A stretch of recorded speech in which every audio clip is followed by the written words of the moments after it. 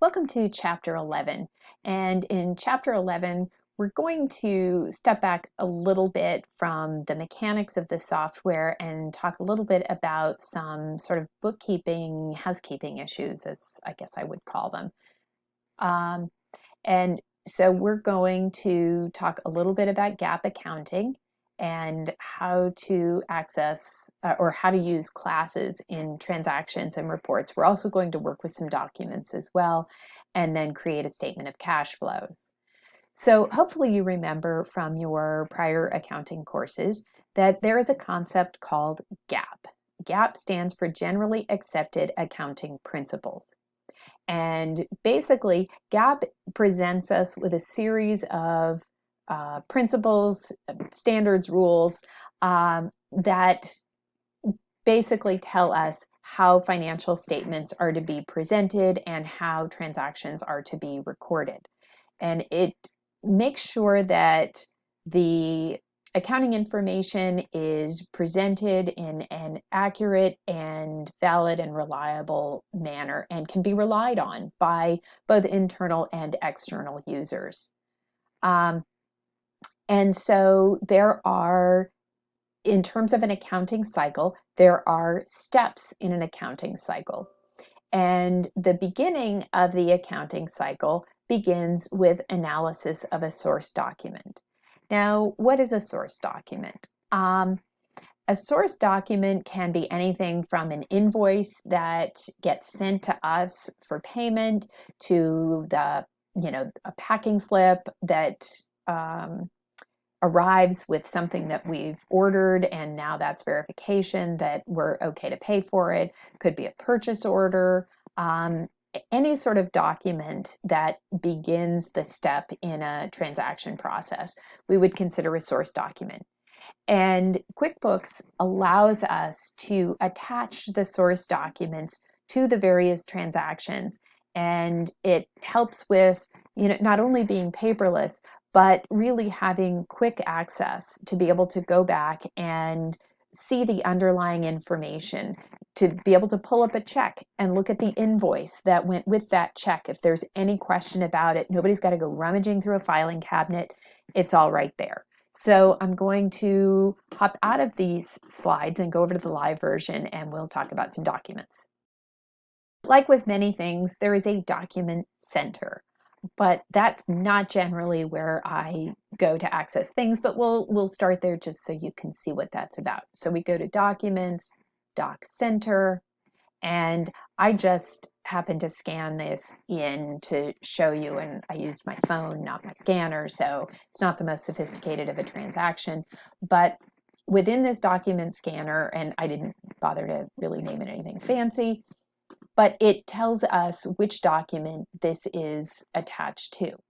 And that's because I attached it from the document that from the check in this case that I was generating. If you add something through this document center, you have to then go through and make sure that you've attached it to the transaction, or it will be kind of, floating in there. So we'll go to the transaction just so you can see.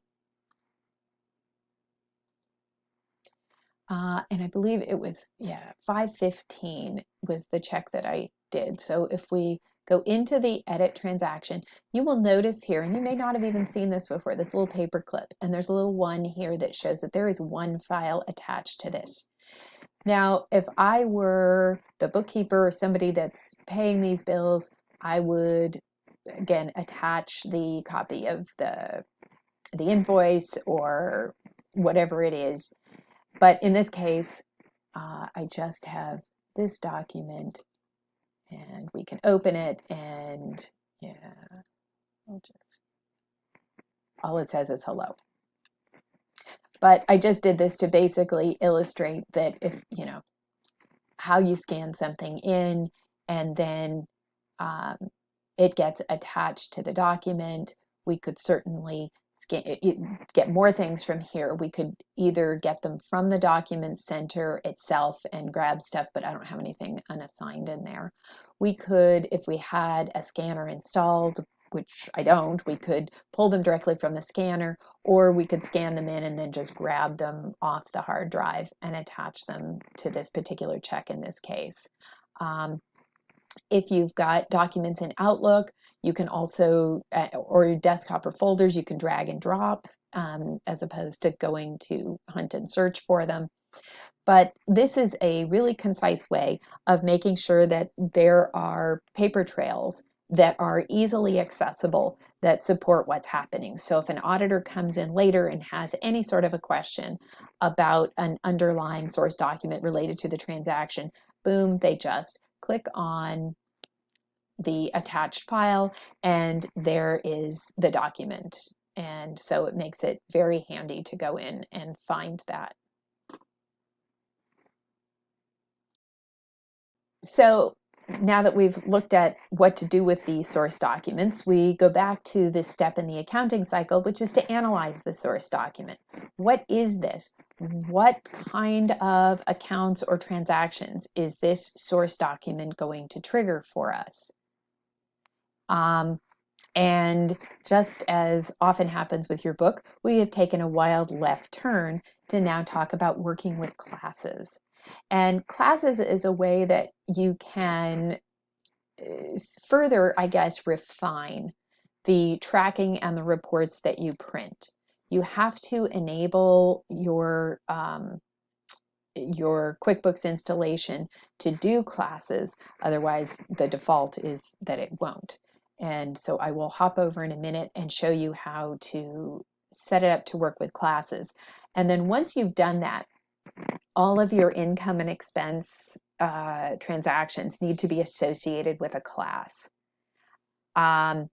You can use these for, again, as it says, tracking sectors of your business. And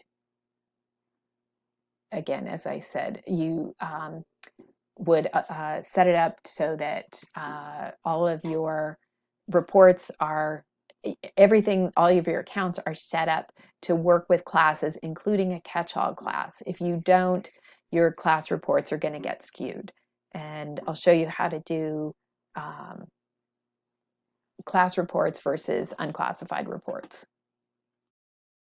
So we're over here in the live version, and as I said, the first thing we need to do if we're going to use classes is we need to enable QuickBooks to do that for us. So we go into the edit and the preferences and up to accounting. Again, it will always default to my preferences, so you have to go over here to the company preferences tab. And we have the second thing down here is class, and it's already checked for me. We could require it to prompt us to assign classes when we're doing the transactions, and probably not a bad idea to keep us from forgetting to do that, and then we get reports that are not correct. If I go over here to our reports, we'll look, for example, at our profit and loss. And we've got profit and loss by class. And you can see here, and then we have nothing unclassified. So that part's good. We could change the filter to take the unclassified out if we didn't want that to show up, and then just because there's nothing in it, we just have the classified areas. Or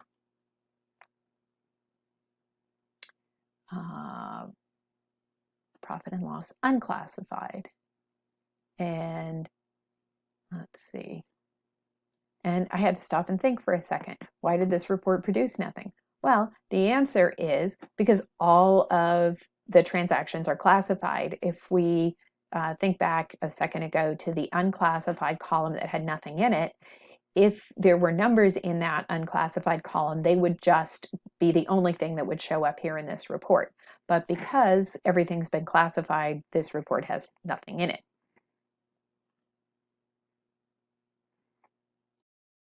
I am over here in an invoice so that you can see how we would assign a class to a particular transaction. So in this case, this was an already paid invoice, but you'll see we've got this class field here. And that allows us to assign this particular invoice to the class that we have decided we're going to track. We're moving away from classes and now looking at step 2 of the accounting cycle, which would be to record the journal entries. Now, QuickBooks, because of its sort of automated approach to things, automatically does journal entries for us when we perform transactions. Although there are instances where we will have to go in and manually do journal entries, and that could happen in instances, for example, where we had prepaid insurance, for example, and we have now used up a month's worth of our prepaid insurance. So we need to go make an adjusting entry for that. We'll need to do adjusting entries, for example, for depreciation. And so depreciation, we'll talk about in a second. We'll go to post journal entries. And so I will show you in a second how to go over and do those journal entries in the live version. I already did classes of reports, so we will go. So in our company menu, we can scroll down and make general journal entries. And so these were some prior ones that showed in terms of recent entries, but hopefully you will recognize this from your accounting. And we have this little checkbox here to indicate whether or not it's an adjusting entry. But you've got your debit here, your credit here, and when we used to do these manually, the memo or the explanation would show up below the debit and the credit, but here it's on the side. We can also indicate whether it's billable and whether it belongs to a particular class. Now, this is the area in which you can record your depreciation, for example. And so if we were going to record depreciation and it doesn't, let's see, do we even have a depreciation expense? We do. We have a depreciation expense, but we may not have accumulated depreciations.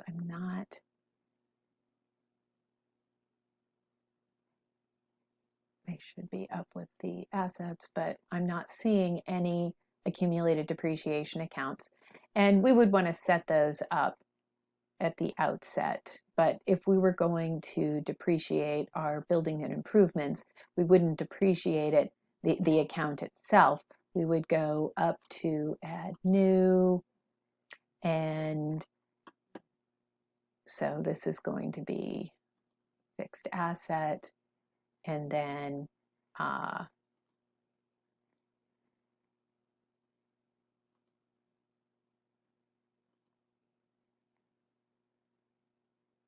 what did I say? Building. Okay.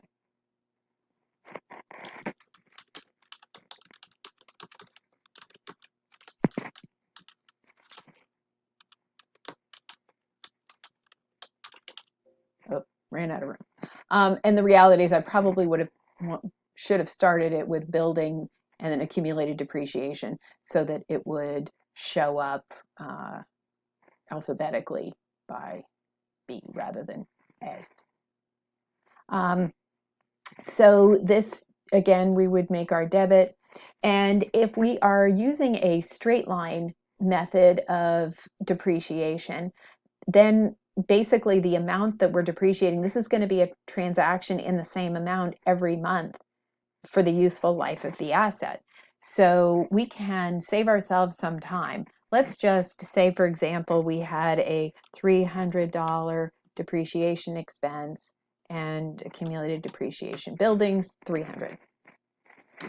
So what we could do, rather than having every month to go in because it's straight line, so this transaction is not going to change at all, we could memorize this transaction.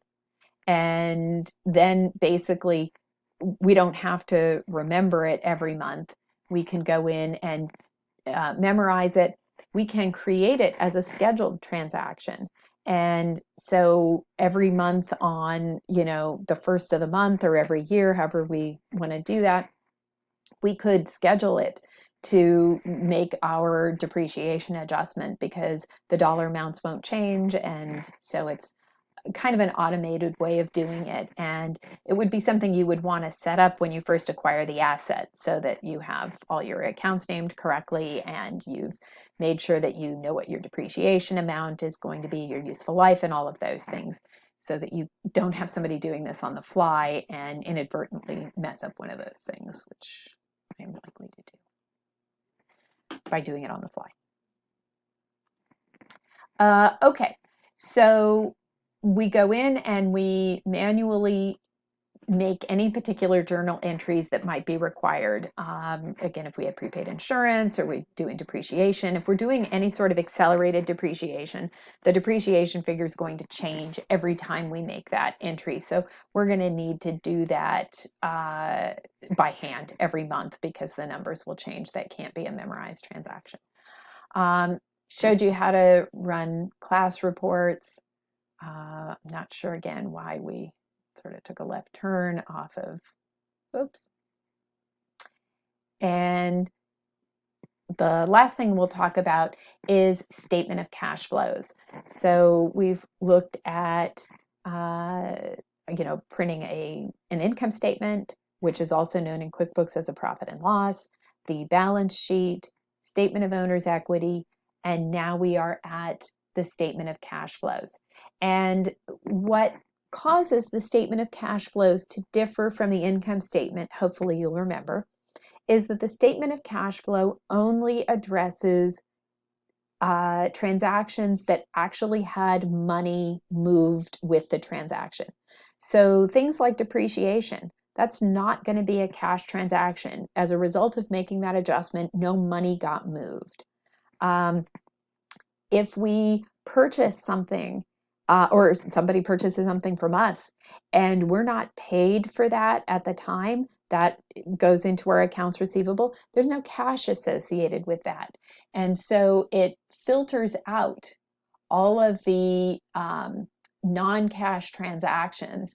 And so here you see accounts receivable. That means, so when we get paid for our accounts receivable, that would be a cash transaction, but not at the time that the sale is made and we've booked the receivable, only when the receivable is actually paid. So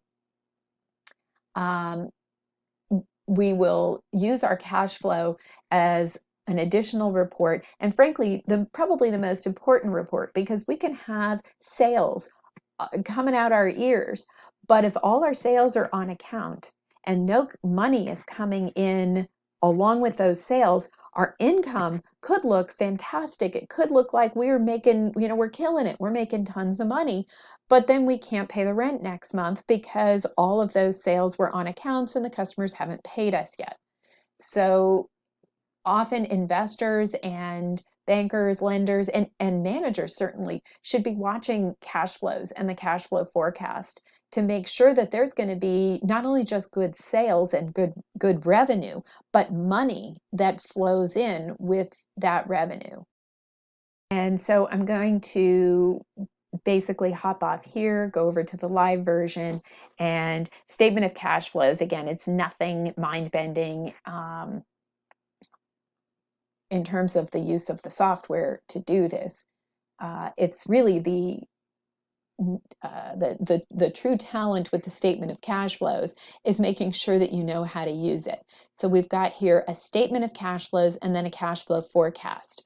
So the statement of cash flows would be backward looking. So this would be what has happened. The cash flow forecast would take us into the future.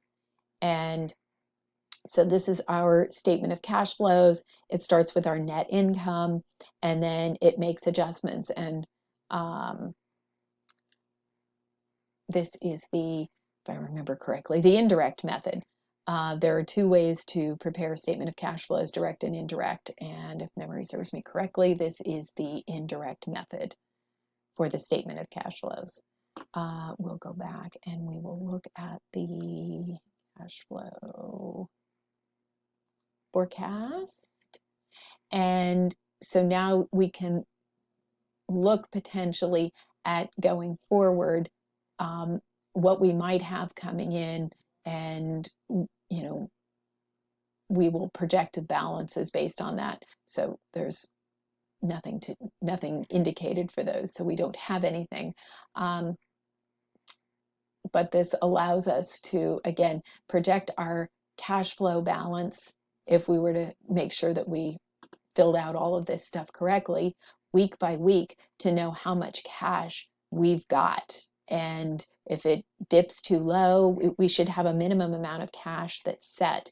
And if we're projected to fall below that minimum threshold, then management better do something. So, and we can choose how far ahead we want to do this. We've got the next 4 weeks. We could do the next quarter, and provide us with a longer view of our use of cash in the company. And that concludes Chapter 11.